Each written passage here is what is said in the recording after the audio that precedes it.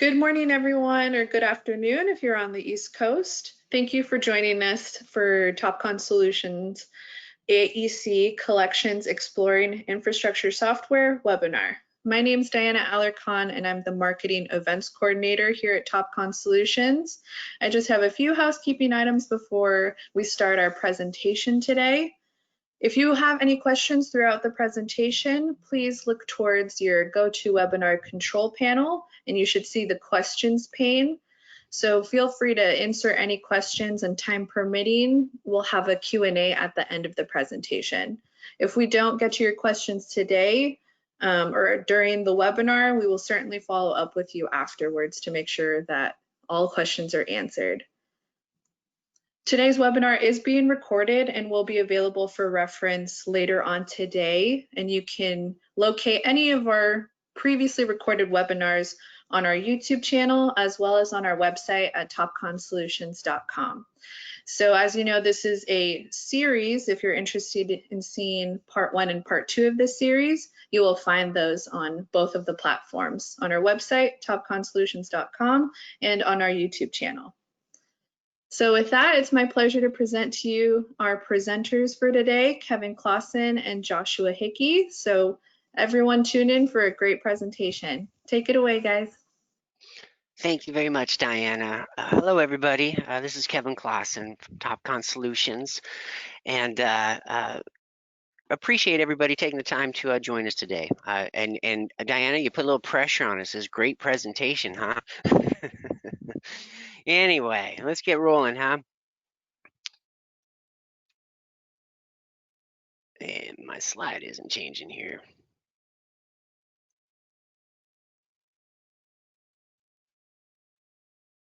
Great presentation right off the bat. I'm running a little hiccup.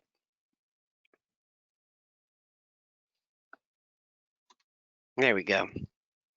All right. So as I said, I'm Kevin Closson, and I don't want to bore you here, but been here forever. In fact, I was just doing a webcast yesterday, and when it came out of my mouth, it just was like, wow, where'd the time go? I'm coming up here in September will be my 20th year with the company, and it's just mind-boggling, you know. But I'm still having fun, still love it, still get a chance to play with all these cool toys and work with all you folks. So it's been quite a treat.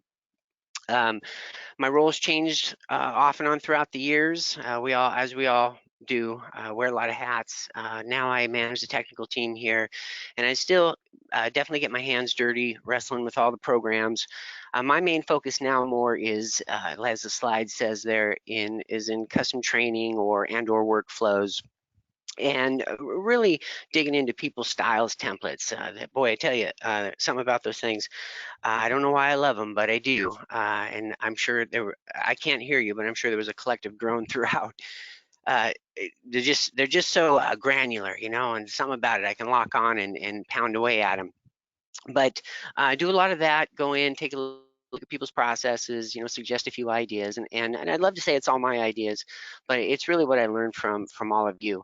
What, you know, if you want to put it in the umbrella of best practices, you know, so be it there. These styles templates, as you know, there's just so much that goes into them, and if you really have it dialed in, it makes the whole process so much easier, you know, running Civil 3D and everything else for that matter. So I have a very special guest today, Mr. Josh Hickey, and he's new with the company. And Josh, how long you been here now? Just over 4 months, actually. Has it been 4 months already? Well, yeah, I got you by a couple years. And in fact, really lucky to have him. He comes from the industry, which is wonderful. You know, like I said, he also gets his hands dirty, you know, and that's you know, it's quite a pleasure having him on the team. And he's focused in on the civil side, service side, also with all of our different offerings when it comes to equipment, you know, data collection, that kind of thing. And as you can see, he's worked in, you know, all kinds of different fields. And Josh, I could let you kind of speak to that if you'd like. Yeah, so I've kind of dabbled in several different fields. I've went from mechanical to electrical to utilities and fiber optics, and just kind of throughout all those, I've learned all the little niches and everything like that. I've done total stations, I've done GPS collection, I've done quite a bit of GIS and CAD and working between the two. One thing that I've noticed over the years is you tend to have people that can only speak GIS and people that can only speak Lost him CAD. for a second there. What was that? Oh, we lost you there for a second there, Josh. Are you back now? Yeah, I'm back now. Oh, okay, good. One thing I've learned over the years is you tend to have people that can speak GIS and people that can speak CAD, and there's only a small amount of people that can actually communicate between the two, and that's kind of where I fell into, and that's one thing that I love to do. So that's kind of where they got me to build the two CAD departments and stuff like that, because I could communicate between the two softwares and make them work. So. And it is a different side of the brain for sure, you know. Well, very good. Very good, and it is an absolute pleasure to have you. I've been working with him quite a bit as of late. So today we're here talking about the AEC collections and basically what they do for us. Okay. Now I'm not on the sales sides of things, but I was just looking up numbers, and I won't get into that because I don't understand that side of it as much. But if you're not familiar with it, it's a different offering, obviously. You get several different programs with it. As a matter of fact, this will be a little busy here. In the AEC collection, this is everything that you actually have access to. Okay. Now, clearly, you won't be able to run every single one of these, at the same time, right? But and in fact, most folks I talk with, they run 2, 3, maybe 4 of them, whatever it may be, and others actually maximize it even more. But for those of you that do have it and you really haven't explored it, that's what this series is all about, just kind of showing around some of the different products and get to basically to get that exposure. Okay. And this new environment that we're in with the with BIM and this cross-pollination of all of the different disciplines out there, having this is really a treat, to say the least. Every now and then, and it could be very simple. I mean, it could be just simply that you need to pop open Revit to extract some entities or whatever it may be and bring it in, or just, as a whole. There's been studies, and I didn't want to bore you with all of that, but there's been studies how it, maximizes your, productivity, having all of these at your fingertips.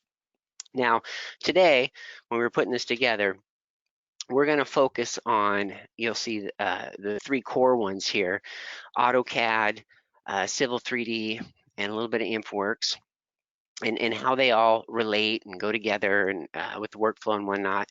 And then on top of that, I already mentioned Map 3D down there. That's where we're going to start. And it's been around forever. It's a tried and true. And then I was going to jump in and show a little bit of raster design.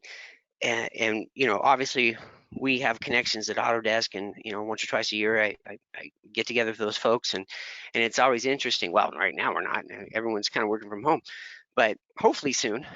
But raster design often comes up in conversation. And it's been around forever, and there's been times when it's been more popular than others.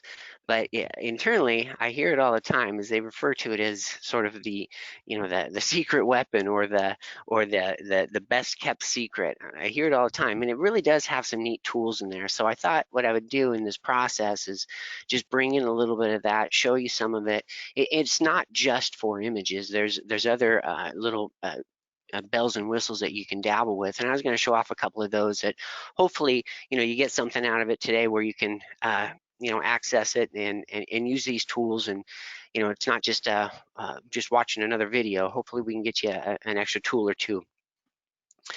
So moving forward here, as we explore it, here's kind of our mission.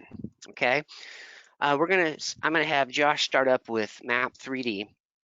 and we're going to aggregate data via shapefiles, and we're going to go. And the reason why we're doing this is sort of show some tried and true methods, traditional ways of bringing data in, and then compiling that data within Civil 3D or however you want to do it. It could be just map, but in this case, obviously Civil 3D is built on top of map, so it's perfect how they relate.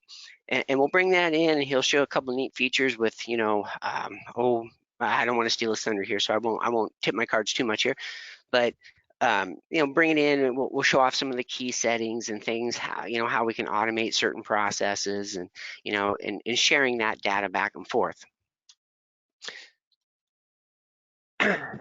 In that process, there's you know, different ways to do this, obviously, but toward the end of it there, he's just going to end up using the GIS tools. Well, actually, it's extraction, or it's not quite an extraction, but it's one of the commands is a service from GIS, and you know, we can start our preliminary drawing, and that's kind of the idea of today. Is we're dabbling in this conceptual, just, you know, compiling data.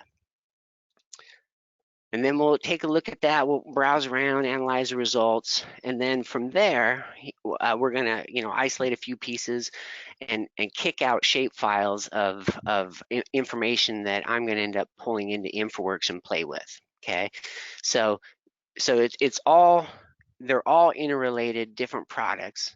You know, in this case, they're all under the same umbrella, but you know, just having all of these at your fingertips. Then, as I said, I'm going to start up with Raster Design and show you a couple of neat little tricks with that. And speaking of which, we'll bring in an image, and I'll show you that a line image. In fact, you might, if anybody's taking notes here, there's a match command, and that I think actually there's a version of it too in AutoCAD. So, but it's built into Raster Design. And the whole idea is it's going to allow us to move, scale, rotate. And for many of you that have been doing this a while, you're probably familiar with the term rubber sheeting. That's a different command. That one is more for sort of manipulating an image, and we'll talk about that. I'll show that off where that's located as we go. And then as a whole, when we bring this in, and it took us a while to find this one, this is a scanned image. And I needed a sort of an old school scanned image that I see periodically that comes in, and they look kind of rough. It just depends on age or how it was scanned or whatever it may be. And I'll show you some processes here of cleaning it up via a despeckle. And then it also has text recognition. And I think I have a little surprise for you somewhere along the way too. I'll see if I can't squeeze a little extra stuff in. Now, when we go to InfraWorks, taking this data or compiling it. Now today is by no means an A/B, like which one's better, and I'm trying to, you know, show something off or point you into a direction. This is just another method of compiling this data. So what Josh is going to do is going to use one of the more simplistic ways of, you know, bringing in shape files through map, and it's a great way of doing it. Not too hard, and you know, you get the information that you need, but where it can become a bit of a headache at times is when you're trying to bring that data in and you have multiple shape files and you're running into coordinate issues, which we actually have ran into. So that can be you know, a hiccup. This tool, InfraWorks, which I'm seeing the adoption is definitely taking off. People are compiling these base or conceptual plans right off the bat, and they do it within minutes. And you don't have to go out and spend the time just looking for the data, for that matter, as opposed to, you know, figuring it all out. We can just say, give me this area and bring that data in, and you'll get this wonderful model with all kinds of you know, source images and surfaces and features out in the field, such as whatever roads, buildings, so forth. And so once we compile that, we'll take a look at it, and it's a different beast for sure. For those of you that have been playing with InfraWorks, I get a bit of a chuckle with it, because when I use InfraWorks for a while, it messes up my CAD hand, my mouse hand. Different buttons, you know, to do the similar things, zooming and whatnot. So I'll forewarn you on that one. And then we'll play with that a bit here, and I'll show you, you know, I don't know, depending on time, we only have X amount of time here, but you know, you can bring in roads, different forms of coverages, surfaces, you know, preliminary grading concepts, and you know, whatever else you want. In the when it comes to like the building or the furniture, that's where you can really take a plan that you've created and just adding a couple of trees here and there or whatever it may be, it really brings it to life. It's amazing, and it you know, help you win business going forward. So I'm gonna kick this over to my partner in crime there, Josh, and we'll let him start up with the old map 3D, and we'll start taking a look at those processes. Can everyone see my screen?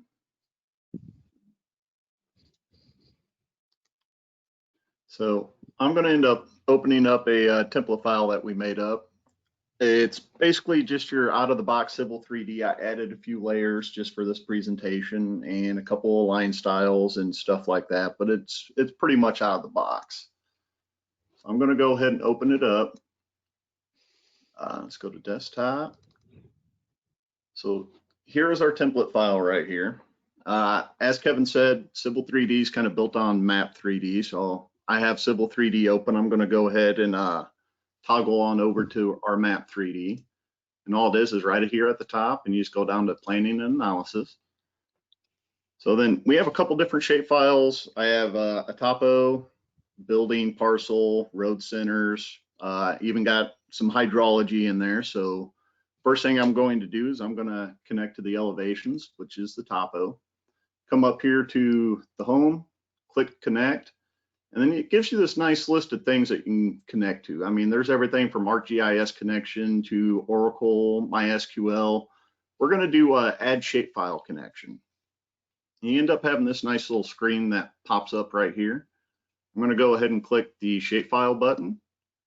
And normally you'd have to navigate to where it's at, but it already has me where I need to. I'm going to click elevations, and then I'm going to click connect.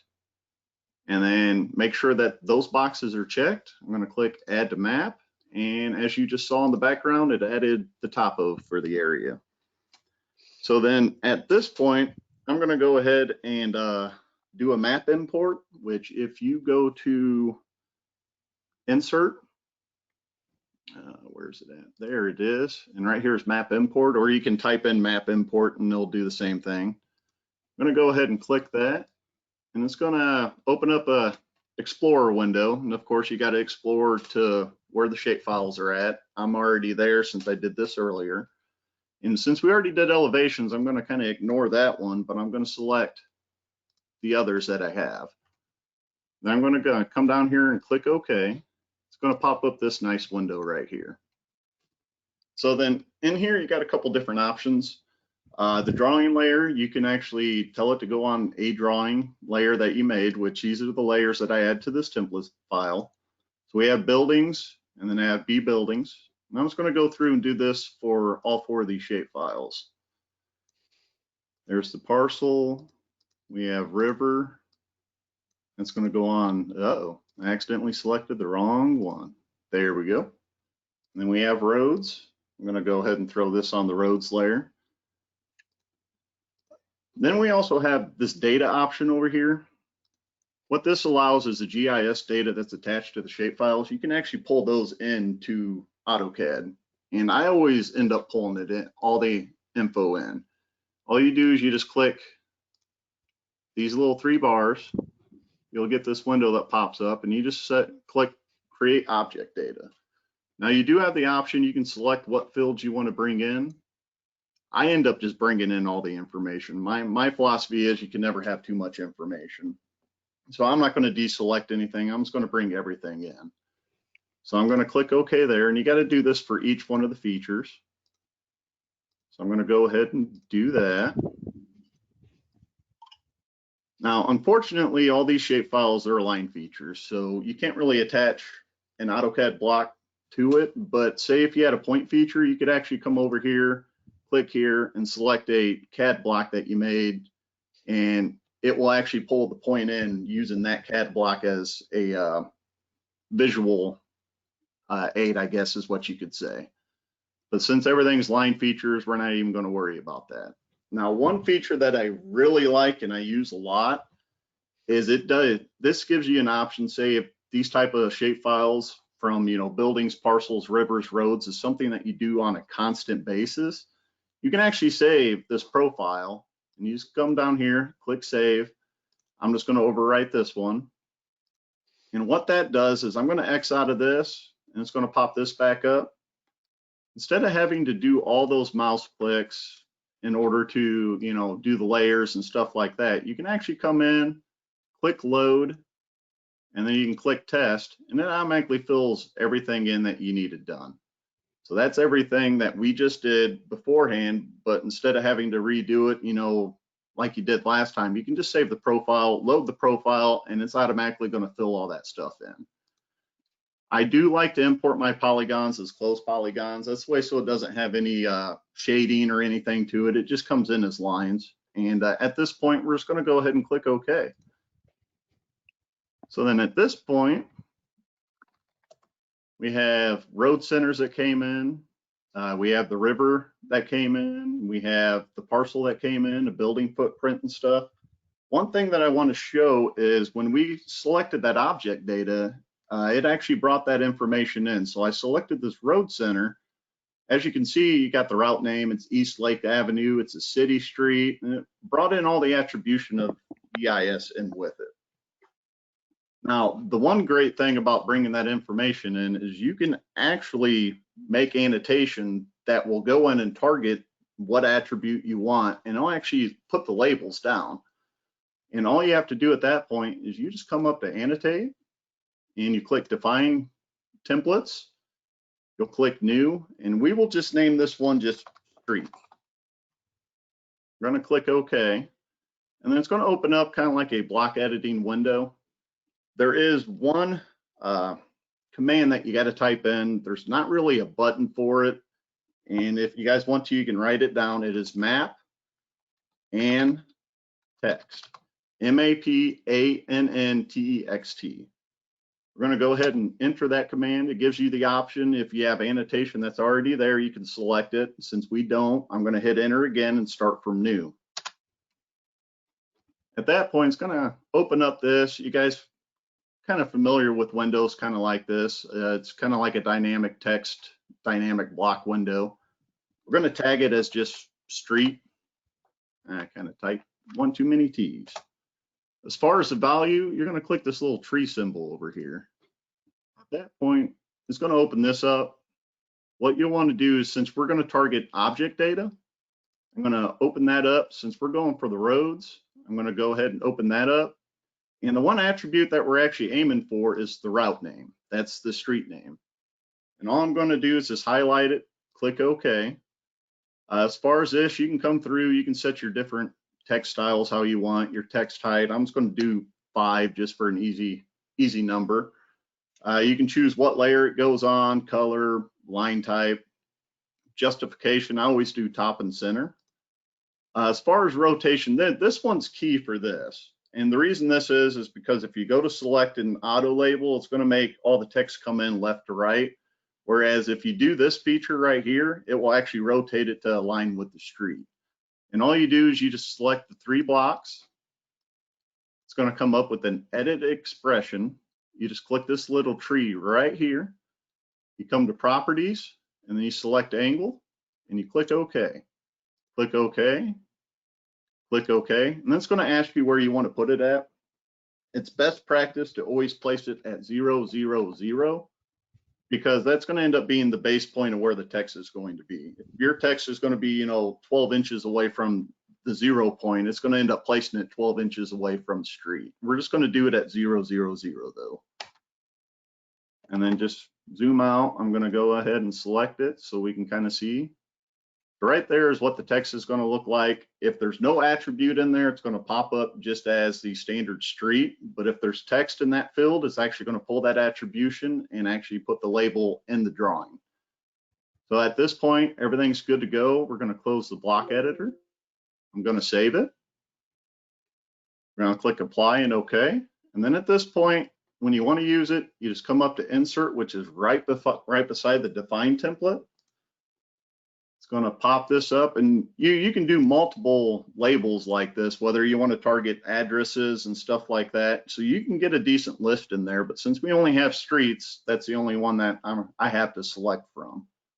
So I'm just going to click OK. I'm going to click insert, and then if I select a street and hit enter, it automatically pulls in the street name. If we look at the properties of that street, you'll notice it's River Street, and it popped in River Street. You can also, window multiple, select multiple of them.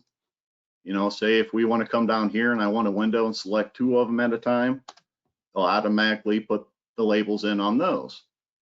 And that kind of makes it nice and easy when it comes to base maps. Instead of manually typing stuff in, you can use the power of Map 3D to go in, pull the information from the shape files and actually do the labels that way. Like I said, you can do it if you have street addresses and stuff like that. You can go in and make one to target street addresses and so on and so forth. And it's a matter of shutting off all layers but the streets and windowing, and it'll place it. And then you do the same thing for the addresses and so forth. Now, when the text is there, if you want to move it, you can just highlight it, grab it. You can drag it all over the place you want to. It's a nice feature, and I always used it quite often. It saves so much time and just made it pretty much easier. So for some people and some projects, this might be good enough. It's a nice 2D, layout. If you're just doing a, high level conceptual plan, this might work enough for you. But if we switch back over to Civil 3D, we can actually start making surfaces and stuff like that. So you can get a little bit more detail out of it. So what I'm going to end up doing is I'm going to come back up here. I'm going to switch back to my Civil 3D. And then as far as building a surface, all I'm going to do is I'm going to come up to my surfaces, which is home and surfaces. I'm going to come here, I'm going to say create surface from GIS data. And it's going to pop up this nice little thing. So you have quite a few options here. Just for the sake of what we're doing right now, I'm just going to keep everything just kind of out of the box, standard what it is. I'm going to go ahead and click next. So then you have a couple options up here. You have ArcSDE, Oracle. I'm going to choose shapefiles. I'm going to come down here. You got these 3 little dots right here. It's going to open up a navigation window, and we're going to navigate to where my elevation shapefile was at that I used in Map 3D. I'm going to go ahead and collect that, and it's kind of weird, but you got to have to click the login in order for it to be able to go to the next thing. So then at this point, I'm going to go ahead and select elevations because that's what I'm looking for. Geospatial query, this is a nice feature because say if I had a topo of a whole entire state, but I only needed, 2 city blocks, at that point, I can click define. I can actually click polygon. I can polygon the small area that I'm wanting to bring in. It's only going to bring in that versus the whole entire state. The elevation shapefile I have, it's a very small, it's 2-3 city blocks. So I'm not even going to worry about defining that or anything like that. So then I'm going to go ahead and click next. Then this is a big thing right here. So you have to be familiar with the attribution in the shapefile because you need to call out which attribute you're referencing for the elevation. Luckily, this one, it's ELVE or ELEV. I'm going to go ahead and select that and make that elevation. Then at that point, I'm just going to click finish. Then you'll have this thing pop up, and it's just primarily information and stuff. It's looking like everything happened how it needed to be. There's no, yellow flags or red flags or anything. So I'm going to go ahead and close this out. Then at this point, I'm going to go ahead and select this, throw it in object viewer so you can kind of take a look. So this was able to bring in and make a 3D surface of it. You can easily see where that riverbed comes in and kind of goes around at this point. At this point, if you wanted to go even further, you can start using the road center lines. You can do feature lines with it, alignments. You can go ahead and, make a parcel from the object and so on and so forth. And you can actually start digging into the actual Civil 3D side of things. So that's kind of a good feature as far as that. But outside of that, I mean, the sky's kind of the limit on this one. You have anything to put in on this, Kevin? No, that's actually excellent. I was going to ask you about exporting shapefile by chance. Oh, okay. Yeah, so as far as exporting shapefiles, say if we came in and maybe I could jump in just for a second there, Josh. okay. So where we're kind of going with this is we're talking about like sharing data between different products, and so what I was going to ask Josh to do here is if in fact you were utilizing InfraWorks and you were trying to create a model in that for maybe a visualization or sell a job, whatever it may be, we just compiled everything here in map/civil 3D, and everything came in. We got some preliminary surfaces, what have you, and then from there we could have brought in additional GIS data, lots, parcels, whatever it may be, and then now it's GIS data, right? It's not necessarily surveyed, but it's we can pull it in, and then we can start actually constructing, what our ideas or what our plan is going to be. And in this case, we're not going to do much with it. We just don't have the time. But this, in theory, this could be like, say, a parking lot for an apartment complex we were going to be playing with. We ran into a little hiccup on it, but regardless, same idea. So this would be, a component that we can then kick out as a shapefile and bring that into InfraWorks and drape that on the surface, and then start, adding different information to it. And that's what I'm going to do here in a little bit. And that's why I was showing this part, is we're using map and Civil 3D / AutoCAD to create these specific entities that we want to use elsewhere within the collections. So, and I didn't mean to interrupt you there, Josh. I just kind of wanted to set up what that next step is going to be. Oh, you're fine. So say for example, if I came in and we adjusted this parcel, say if I wanted to kind of make it a little bit more of a square, I can go ahead and make that adjustment. Say if I wanted to go ahead and export that so we can put it back in, GIS, or if, Kevin's wanting to put it in InfraWorks or anything like that. All I have to do is I just select it. I type map export. And then all this is going to do is we have this right here. I'll pop this up. I just type in a name for it. I'm going to call this parcel. We're going to click OK. And at this point, it gives me a few options. This is a polygon. It's not going to be a point. It's not a line. It's not a text. And I'm going to go ahead and click that. I know that I don't have any data tied to that parcel in particular, but if there was, you could come in here and select the attributes. You can fan this out and pretty much select anything and everything that you wanted to go along with it. Like I said, we don't have any information tied to that. It's just a polyline. So I'm going to come back to here to selection. I'm going to select manually since I already have it selected. Now I'm going to do is click OK, and it's going to export the shapefile that I can go ahead and send to Kevin, and he can use for InfraWorks.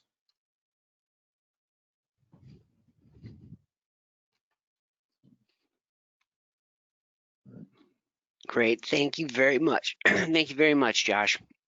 You are welcome. Perfect. Perfect. Pull up Civil 3D here.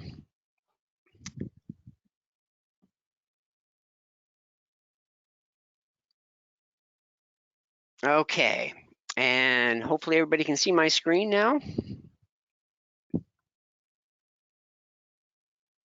Right now, all right. It's black for the moment.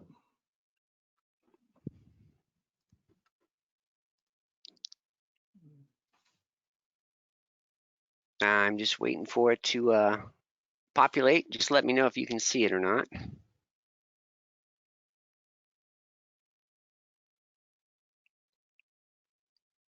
There it goes. It just took a second. There was just a bit of a delay. Okay, hopefully you can see that now. Yeah, I think you're good to go, Kevin. All right, good. Okay, so again, sorry about that, Josh. I didn't mean to cut you off there, but just talking about those kicking out those shape files.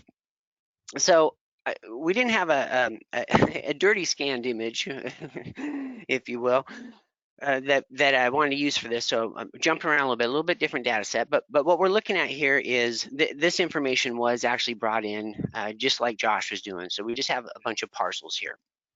But and I'm getting ready to utilize the raster design tools, and of all things, I'm kind of excited to show this one rather than all the other little bells and whistles. I've always enjoyed using raster design, and like I said, I mean it's underutilized in a lot of ways. So before I bring it in here, let me just switch to the tool just so you can kind of see what I'm talking about. Just one of the additional tabs on your ribbon there. If in fact you have it all loaded, you should. And now, traditionally, everybody knows of raster as an image managing tool that allows us, obviously, to bring in darn near every type of image you can think of. And now we can do that in CAD, but where it differs is we can truly massage it, and that command I was talking about, rubber sheeting, right here. And that allows me to pick different points, possibly like points. You always get a skew. Well, not always, but you often get a skew when you have an image. So just do an angle or whatever it may be. So therefore, you can go into that image and pick like points and sort of massage it into place. And just for the record, I've used it off and on throughout the years. More isn't always better. You can pick as many like points as you want, but sometimes it creates too much of a mathematical equation where it skews it even more. So I'd almost say less is more for starting with it, but we're not really necessarily here for that today. But on top of that, though, what makes raster such a slick tool is you can also kick out that image and save it with a world file at the same time. Therefore, anybody that brings that in, as they bring it in via raster, it's going to recognize that world file and place it in its appropriate coordinate system. Okay, so that's one of the big benefits. And throughout the years, there's been all kinds of different things where it's helped us vectorize and elevate contours. If you had I haven't seen this one for a while, but where folks will trace the contours as polylines, and it would then elevate it, and then you can turn them into a surface via break line or for that matter contours and add it to the surface. So now what I wanted to focus on though is a couple different things. I was going to show bringing in that image, matching it up, so basically kind of aligning it, and then some cleanup information, and then we also have some text recognition tools that are built into it as well. Now we have a couple other programs, and in fact I have a little bonus material for you, some AutoCAD stuff. I'll quickly show one of the other new tools that allow that as well. And all of this again does come within the collections, okay? So first things first, I'm going to bring in this scanned image, okay? And then we'll match it up. And if I'm not mistaken, I think it's this one here. Now, I purposely did it like this. See how I'm dragging and dropping this, and wherever I place it, I'll just keep an eye on my command line for a second. And it says, what's your insertion point? I'll just pick somewhere, and I'll stretch that up. And as far as my angle, I'll just plop it in there, and I'll expand out my screen.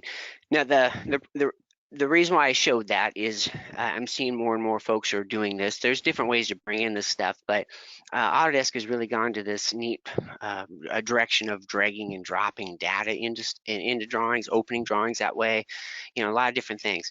And it's just a really quick and easy way to do it. You don't always have to go through all the dialog boxes. You still can, but that drag and drop technique is slick.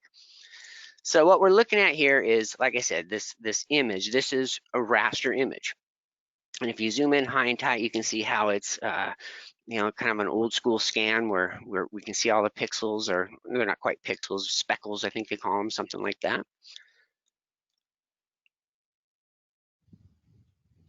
I'll zoom out just a bit here so we can kind of get this thing into place. So one thing about what Josh was showing off there, and this is why I wanted to squeeze this in, you don't necessarily with the GIS data always have information such as easements, or zoom in a bit here. I think this is kind of an interesting map. So this one here, playing with lot 2, you'll see that there is, zoom in just a bit, you'll see that there is a utility easement, and then just to the north of it here, I don't know if you can quite make it out, my cursor's white, it also has another constraint where in this case it's supposed to only have a right turn only access to this parcel. Okay, so it's just a different way of bringing in data and analyzing this, prior, so we don't end up finding out later. Okay, fair enough. Now, prior to this, I want to now do this match tool. And you can either type in match, or at the top here, you'll see that there's a button that's called match. So if I pick, and it's incredibly simple if you haven't used it. If you pick match, it gives you this little picking kind of crosshair looking thing. And what I'm going to do is take this, this corner here and tie it into the corner over here. And then I'll take the little sharp point up top here and put that roughly, tie it into that one. So it will give it a slight rotation. No true rubber sheeting's happening. It's just scaling it and aligning it basically. So first thing it says where you're starting from, and I know it's tough to see my cursor with the white scanned image there, TIFF image. So I'll just roughly kind of pick, show you where I'm at here, sort of on the end. I'll pick that, and then it gives me what they often refer to as a kite string or a rubber band, and it says, all right, where's that second point gonna go? And I'm just going to use an N.0 snap, and I'll snap it to there. Then it wants to know your second source point, and that's going to be up top here. And I'm just, quickly eyeballing it. I may be, oops, I don't even need that. Let me pull that in one more time, sorry.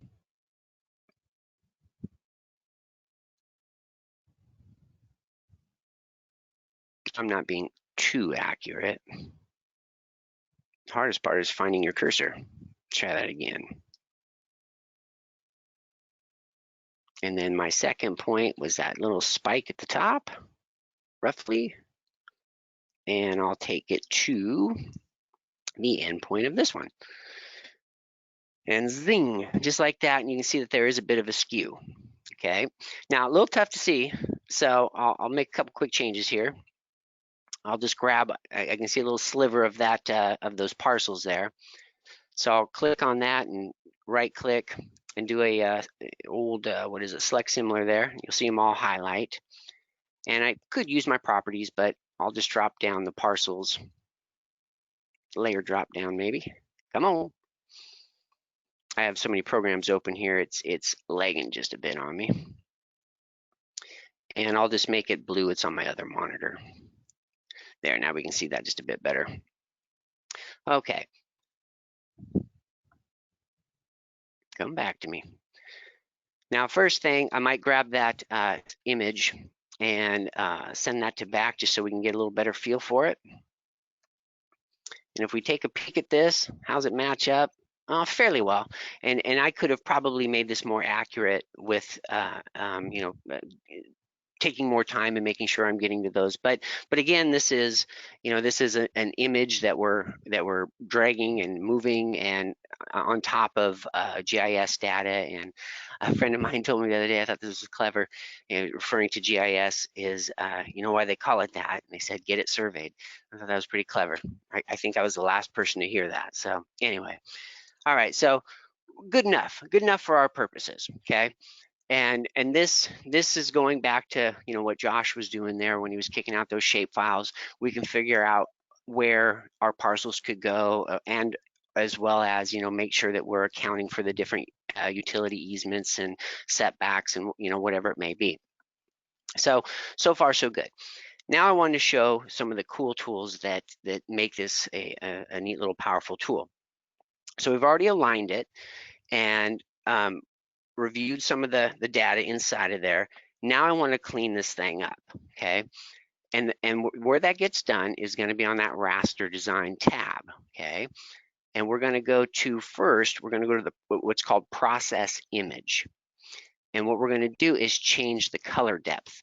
what we're looking at right now is, even though it looks black and white, and it is, but there's a certain element of, it's not necessarily bitonal.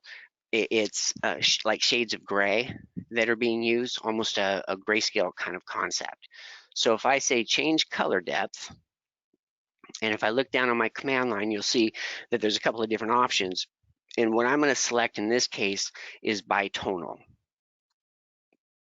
And it'll take a second. Now, kind of washed it out a little bit, but now it's just black and white. Those shades of gray are gone. And if we were to zoom in, you'd see that, you know, it's a little tougher to see, but you can definitely see that that information is in there. It's still there. So, all right, fair enough.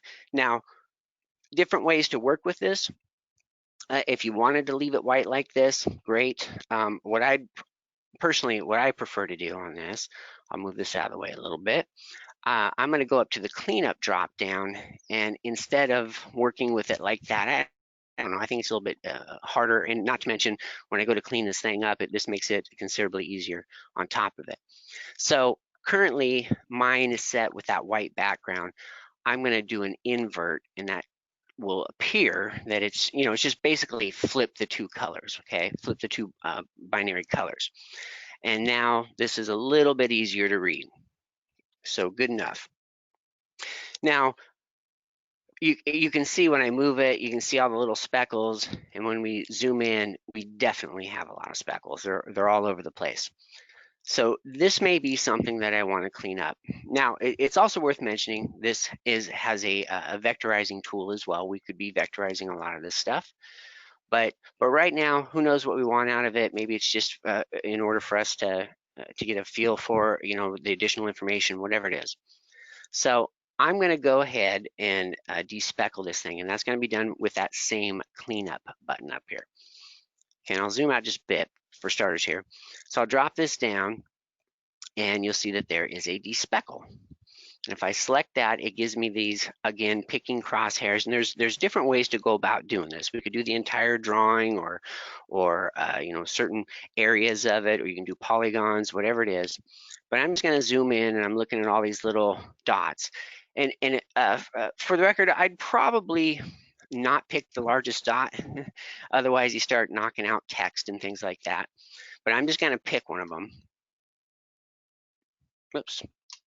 Let me go back and do that again.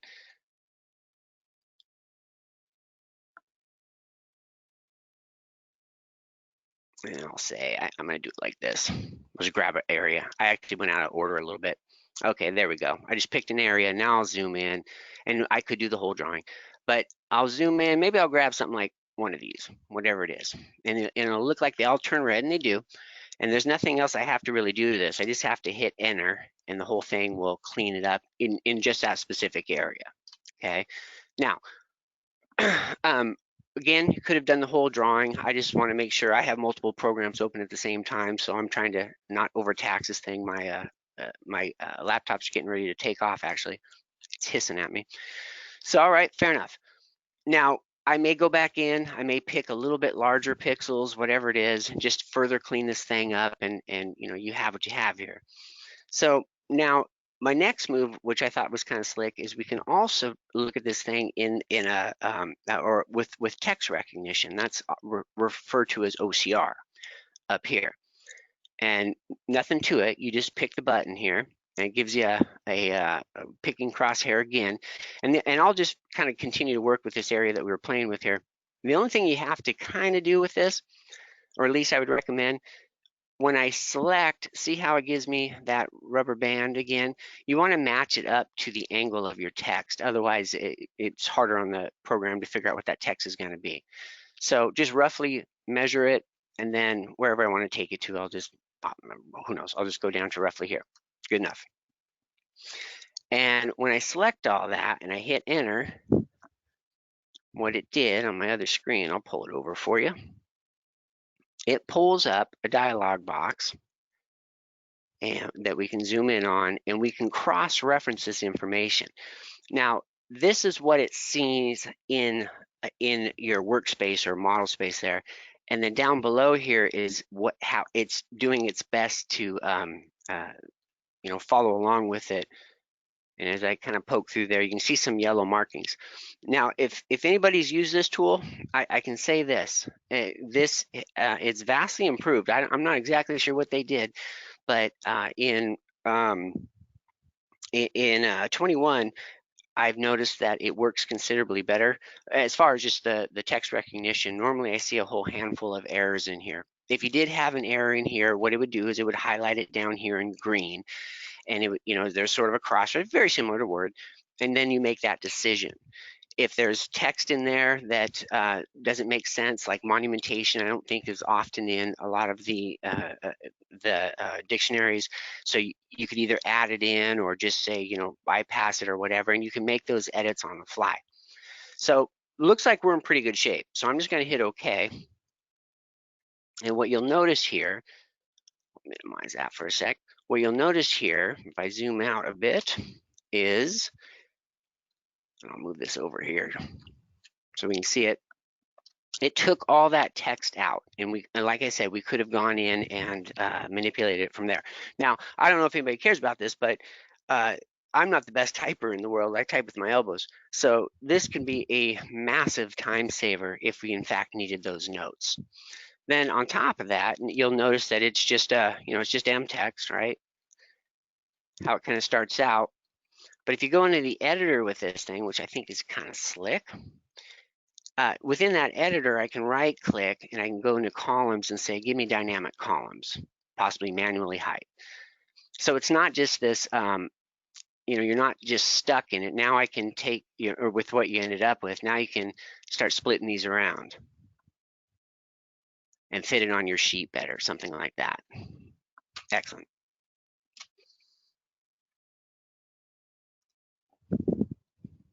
Whoops, oh, that's right. I'm in the editor. All right, now the one other little thing in this, there's different things we can do with this, but we could do a text align. You can see that it's got that oddball skew. I'll often just select it and do the old properties.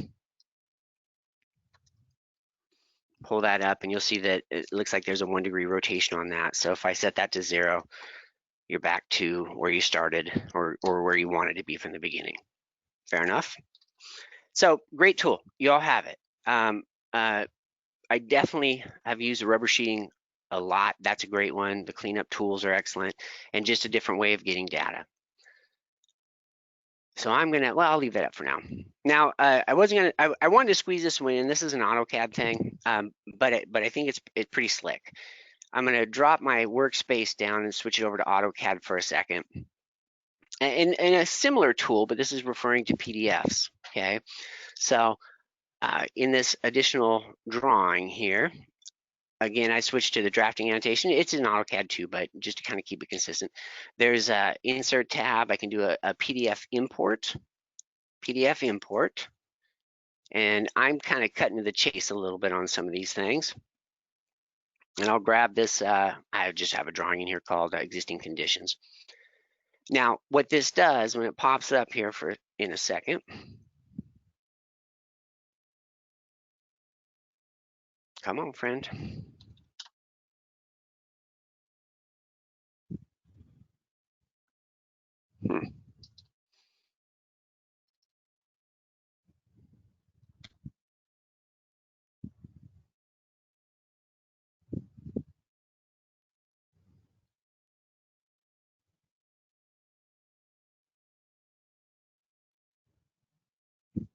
Well, I don't know what's happening there. Here, I'm gonna try something.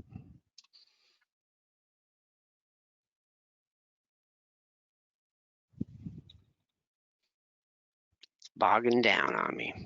Maybe one last go at it. If it doesn't do it, I'll tell you what it does and we'll move on. I got plenty to show.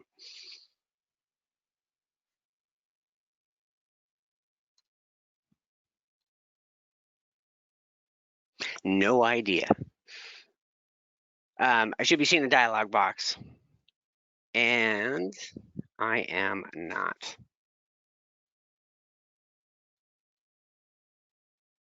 Imagine if you will. Well, no idea. not showing up, darn it. What it does, it works, hands down it works. I was just playing with it this morning. I know it works. I think it has something to do with all these different things that we got going on or something like that. But what it does is, as you bring in that PDF, you have a couple of different options. And one of the options is you have the ability to have it recognize the, or I should say vectorize that PDF. And it'll also break it out to the PDF layers that they were created on. So we have some control. And now it doesn't go over the top. There could be, you know, it's not going to pick every single one of them. It just tries to find like information, text, you know, what have you, however it was put together. Then when it comes into your drawing, you can also do text recognition on that one too, and then join them together in MText and everything else. And I can't help it. I want to just try one last go at it. And if it doesn't do it, so be it.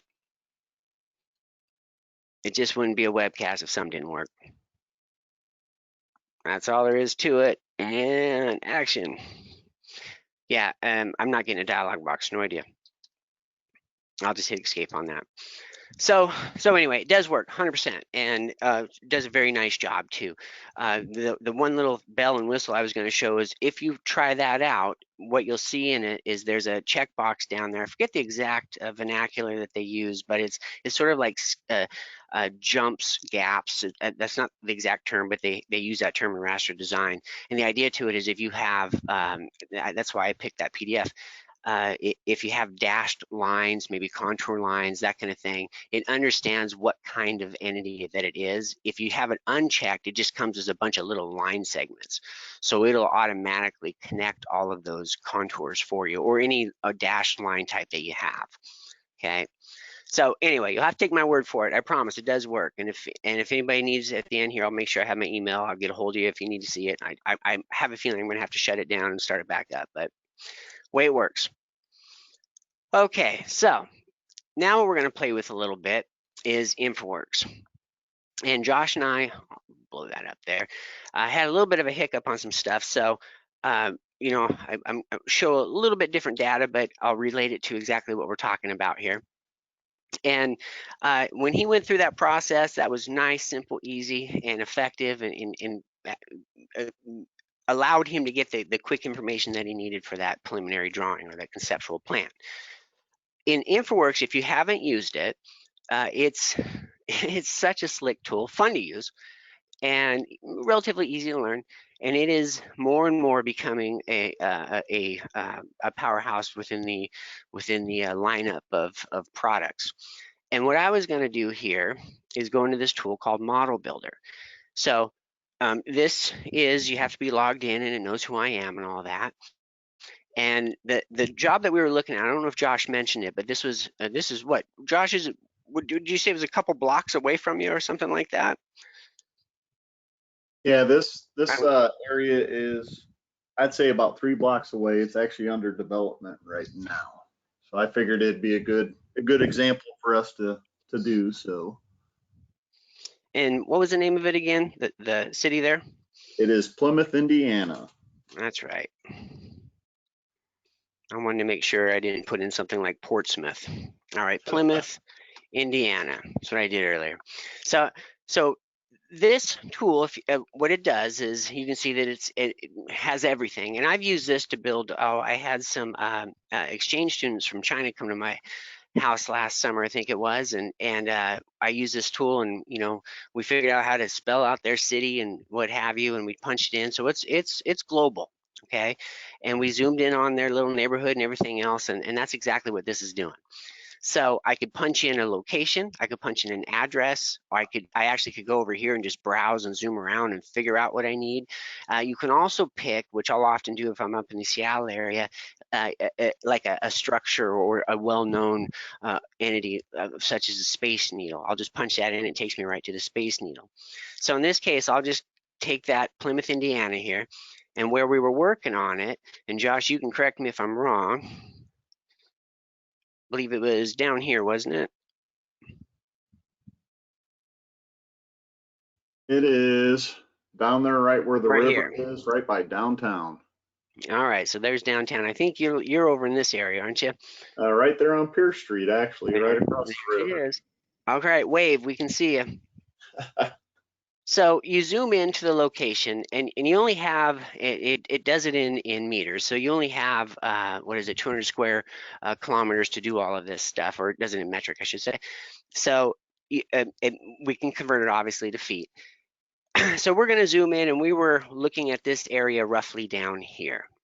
Now, I have different ways of selecting. I actually could use a window and be a little bit more granular how I want to do it, or I can just take the overall window that I'm zoomed in at. Again, we were kind of talking about roughly in this area, and I already prepared it because when we create this, we have to wait for it to come back, and I don't have any jokes, so I'll leave it at that. So I have it, and then I can enter in the name of where we're at, and I'll just put in P for now. Like I said, I already have one.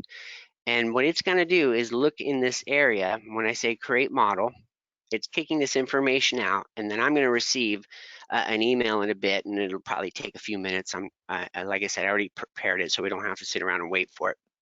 And that information is gonna kick out, process, and then come back to us, and then we would load that model locally. Now, what I wanted to show is if I open this thing up here, come on, friend.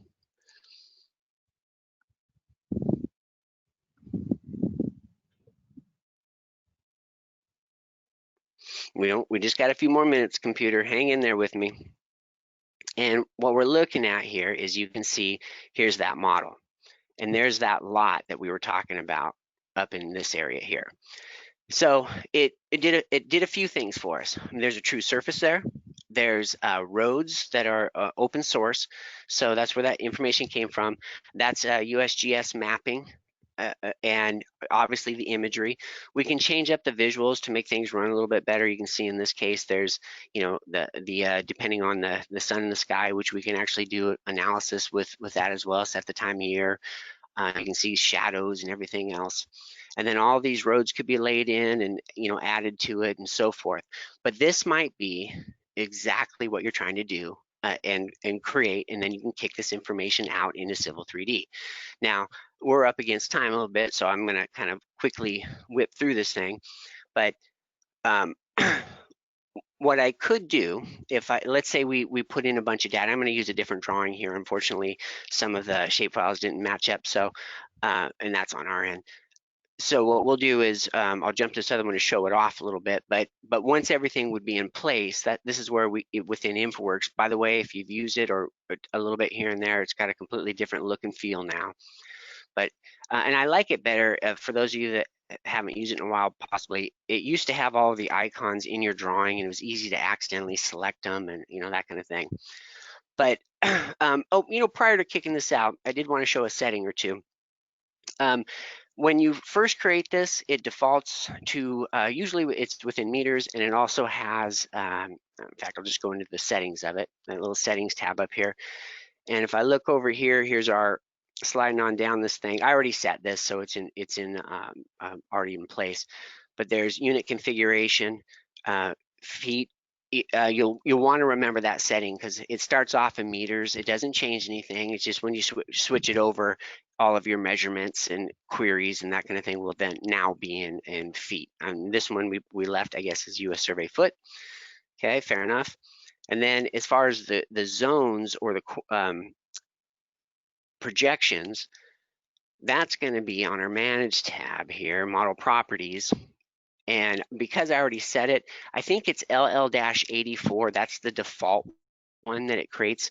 So you just would have to go into here, pick on that little cube, and then go find whatever it is, whatever your zone is. Okay, so those are two key settings in order for this information to be shared.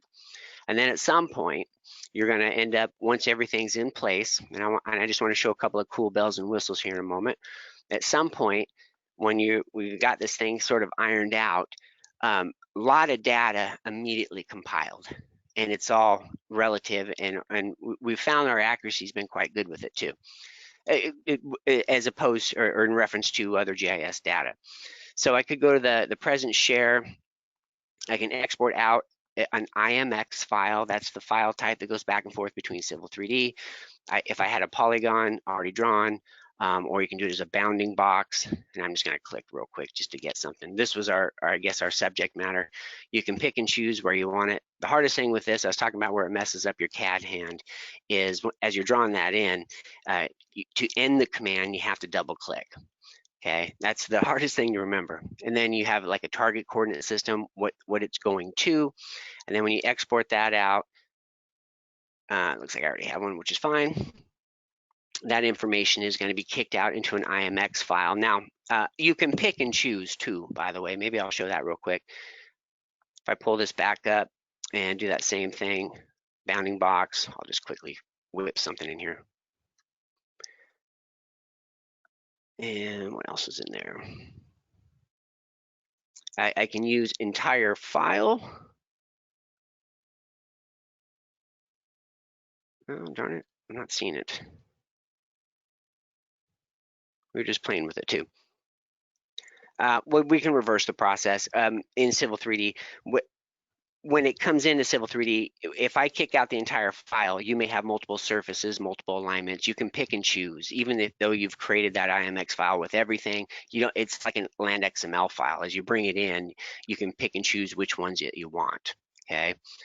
Now, I'm going to switch over to this other drawing that I was playing with, just to show what Josh and I were trying to put together there.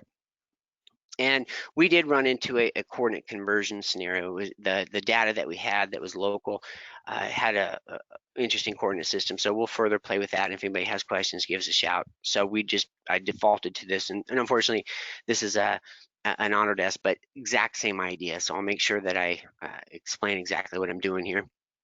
So this model was, this one's from, I believe, Jerry Bartles, if I'm not mistaken. And let's see, I'll switch maybe to this one. And what I switched to is these are called proposals. If you haven't used Civil or InfraWorks, everything is this digital element, right, that you're drafting on. And if I zoom in a bit here, it was a raw piece of land, and I'll kind of cut to the chase on some of this stuff. Basically, this was all created, then an image was brought in. They actually did a flyover with a scanner and processed the scanner and recap, another Autodesk product that comes with it. Then this information, once it was processed, then they brought it into InfraWorks. And InfraWorks is very similar to Navisworks in the aspect that this little thing looks like a oil can up here. This is all of the different data sources that you can bring in, everything. Navisworks is one of those tools that lets you aggregate everything. And looking down that list, there's Civil 3D information, point cloud data. That's what they brought in once it was processed. Shape files, SQLite files. Right next to it is complete data sources. If you're already signed up to different subscriptions, you can bring that data in. It now round trips as well. So you have the ability to bring everything in. Now, kind of cutting to the chase on some of these things here. Which one did I want to play with here?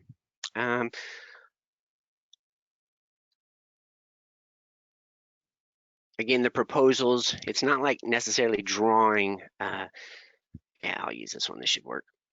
Yeah, fair enough. They'll all work for what I'm trying to show. Now, because I got this webcast going, it makes it a little bit difficult for me to see all the different pieces at the same time. So that shape file that he created, I need a little bit more room. Excuse me.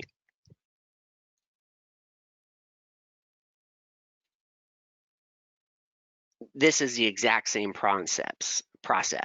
So I'll just drop in my shapes, and here would have been, the data would have looked the same. They're just different entities. That was the AutoCAD stuff, closed polygons, and he kicked them out. And once those are created and all of our coordinate systems are matching, in this case, you just would go locate the shape files. And this is starting with this one, it's a project site. So if I grab that and I just simply drag and drop it in, it'll take a second here and it immediately pops up. Now, the one thing you're going to want to do with this is you can create these models without a surface. You can create with shape files. We just did it using the model builder, but there is in fact a surface in there.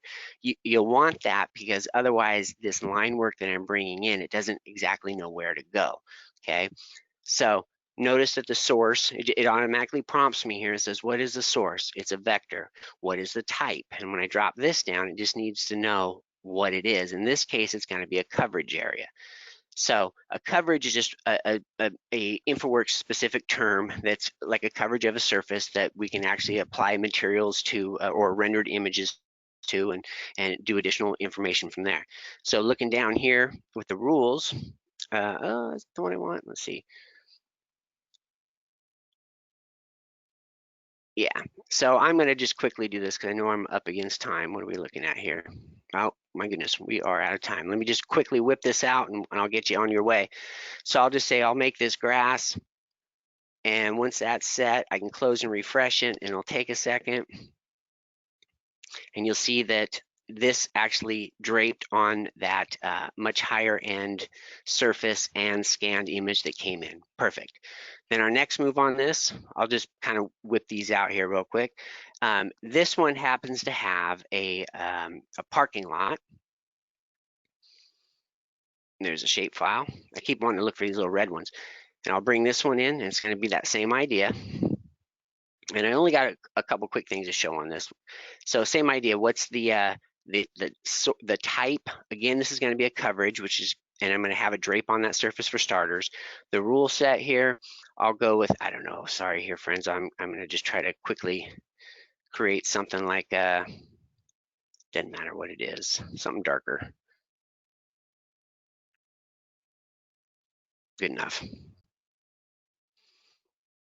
You'll see that comes in. And then their last little piece on this, and again, these are all of the different things that we would have put together there. And I'll just bring in this island. They have a building that goes on top of this thing. And same idea, in this case, that will be, then this a little different actually. That's a building. It is draping on that surface. It knows where to go. And then as far as my rule is concerned, I'll make it a little bit lighter. Who knows? Just so we can see something come in there differently. Close and refresh. You'll see how this, if I zoom in on that, and I picked a poor, just due to time, I'm trying to hustle, but that line there, I would have left that off, which is a simple, no big deal, very easy to do. Now, the only other thing on this that I would show is if I kind of move it around here, if this was a conceptual plan and we were to take this into an agency and we're trying to get this thing approved or whatever, I like how it's got the striping in it. They're going to look at this and questions could come up, even though they understand that it's conceptual. They may look at that and say, well, is that how you're going to grade this thing out? So the beauty of this is we can kind of move this thing around. I can select it, right click, and there's a shape terrain. Okay. And then what that does is it flattens it out and you have control of this thing. And I can start bringing this thing up or down or whatever it is. And I'm just going to cut to the chase here, move it real quick to continue to move on. And if I hit escape there, you'll see that now that if I zoom in, that is flat. Okay. And if I were to move it up, we can actually create it so it would actually grade down and we have some control over the grading that we do and so forth. Okay, now I'll leave it at that. We could pull at that, put in an island, bring in a building. There's not much to it. It's the same exact idea. As long as you have a, see, I think I got a building in here. This is their little building that they used for this project. Oh, I must have missed it. I did bring it in already, but in my hustle here, I'm not sure, maybe I missed the surface here, but you just got to make sure that it goes to it. It may have went down to 0. I could select it and bring it back up, so no big deal. Now, what I wanted to finish with here is kicking that information out, and I thought I might run up against time. We had a lot to cover there. If I switch back over to Civil 3D,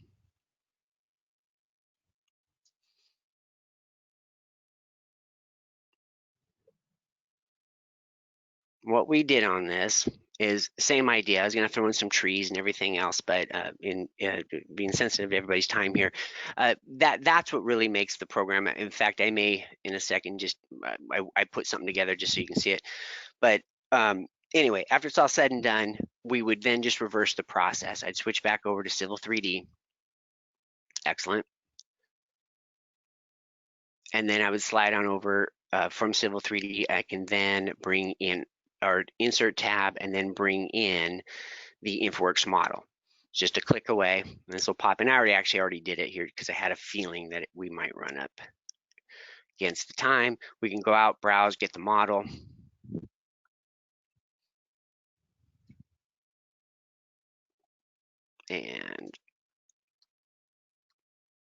And then we'd set our coordinate system. If I click on it here, we can match it or make Civil 3D use where it came from, or I could select a different for a conversion process. And being that I have it already in here, I'm going to cancel this. And then the next box, if you went into it, you can actually pick and choose and say, bring this, don't bring that, bring only these roads, you know, whatever it may be. And then we have our surfaces here, okay? Now we have two surfaces. If I kind of hover over them both, I want to, if there's a question or two, roughly, what is that? I'll highlight that. Hopefully it gives me both.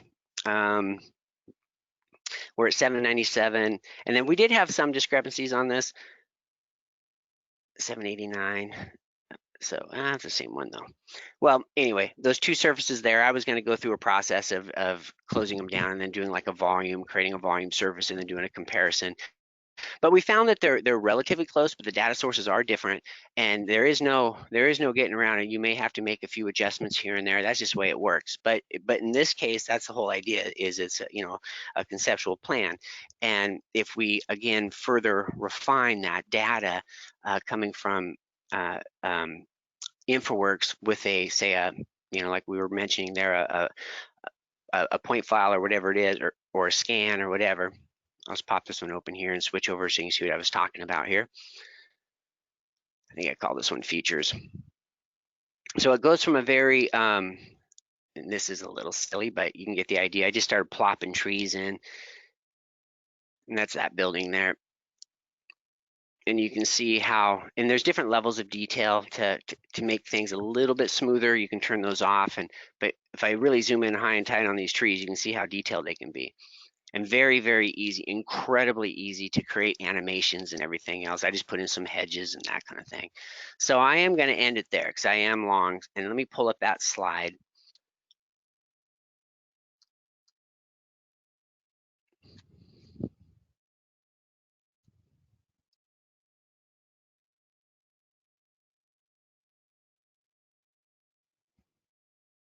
And if there's any questions on how we did any of these kinds of things, or you need further information, feel free to email us or give us a shout.